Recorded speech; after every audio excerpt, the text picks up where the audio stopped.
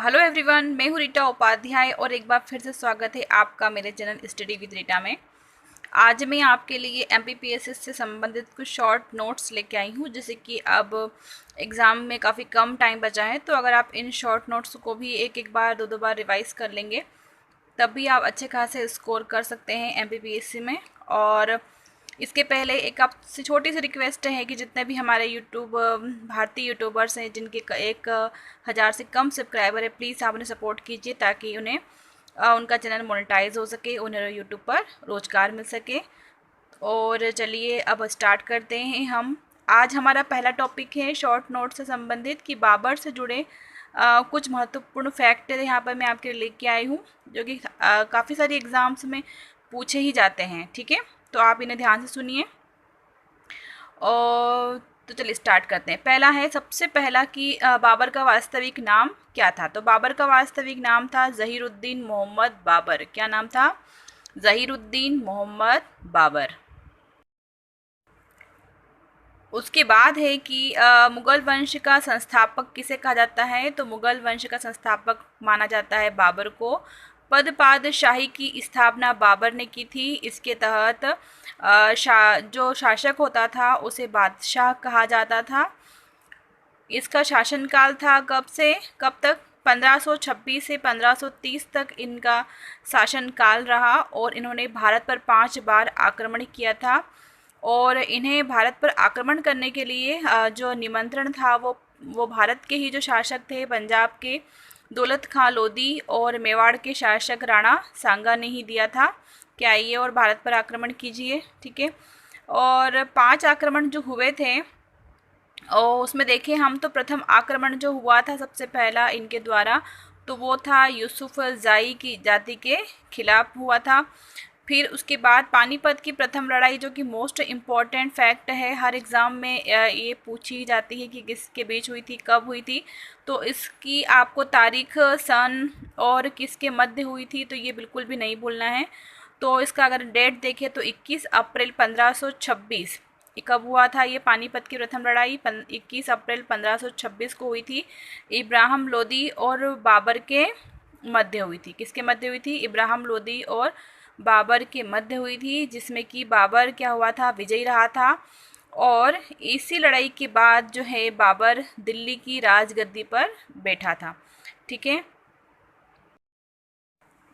पानीपत की प्रथम लड़ाई के बाद जो है बाबर ने गाजी की उपाधि धारण की थी। एग्जाम से पूछते हैं कि गाजी की उपाधि बाबर ने किस लड़ाई के बाद धारण की थी। तो ये इन्होंने पानीपत की प्रथम लड़ाई जो हुई थी उसी के बाद गाजी की उपाधि धारण की थी। और नेक्स्ट युद्ध था इनका खानवा का युद्ध। तो खानवा का युद्ध जो हुआ था वो 17 मार्च 1527 को हुआ था। कब हुआ था? 17 मार्च 1527 को हुआ था। राणा सांगा और बाबर के मध्य हुआ था और इसमें भी क्या हुए थे? बाबर विजयी रहे थे।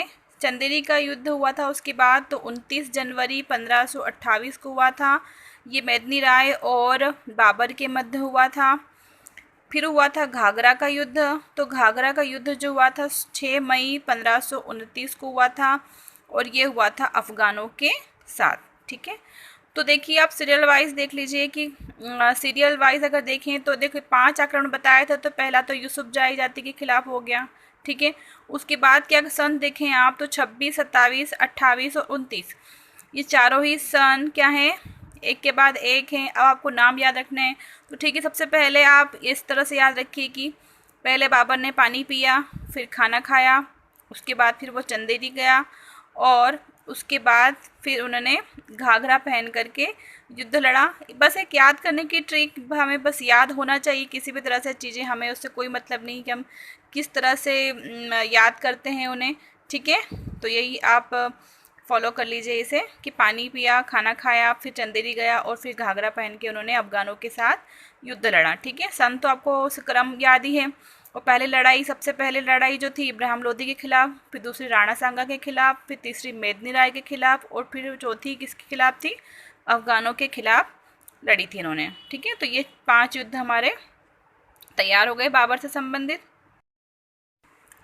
अब इन्होंने एक उपाधि और धारण की थी, तो वो थी कलंदर की उपाधि। अपनी उदारता की वजह से बाबर को जो है कलंदर की उपाधि उन्होंने धारण की थी। और मुबैयान पद्य शैली, ठीक है, ये भी बहुत इंपॉर्टेंट है कि मुबैयान पद्य शैली की स्थापना किसने की थी, तो ये भी बाबर ने की थी। और एक इम्पॉर्टेंट फैक्ट मैं बताऊंगी आपको कि उनकी आत्मकथा जो थी वो है तुजुके बाबरी। क्या है उनकी आत्मकथा का नाम? तुजुके बाबरी था, जो कि तुर्की भाषा में लिखी गई थी, क्योंकि उस टाइम पे जो मुग़लों की भाषा थी वो तुर्की थी। तो इसीलिए उनकी जो आत्मकथा थी किसकी, बाबर की, तो वो तुर्की में लिखी गई थी, जिसका फ़ारसी में अनुवाद बाद में किया गया था। और एक फैक्ट ये है कि हुमायूं के 4 पुत्र थे। कौन कौन से? सॉरी, हुमायूं के नहीं, बाबर के 4 पुत्र थे, हुमायूं, कामरान, अस्करी और हिंदाल। कौन कौन से थे 4 पुत्र? हुमायूं, कामरान, अस्करी और हिंदाल। तो जो हुमायूं था, बाबर की मृत्यु के बाद जो है हुमायूं ने ही राजगद्दी को संभाला था। ठीक है, तो ये थे हमारे आज बाबर से संबंधित कुछ महत्वपूर्ण फैक्ट। आपको ये वीडियो कैसा लगा प्लीज़ आप ज़रूर कमेंट करके बताएं, और अगर पसंद आता है तो लाइक कीजिए, शेयर कीजिए, और चैनल पर नए हो तो चैनल को सब्सक्राइब करना बिल्कुल भी ना भूलिए। Thanks for watching.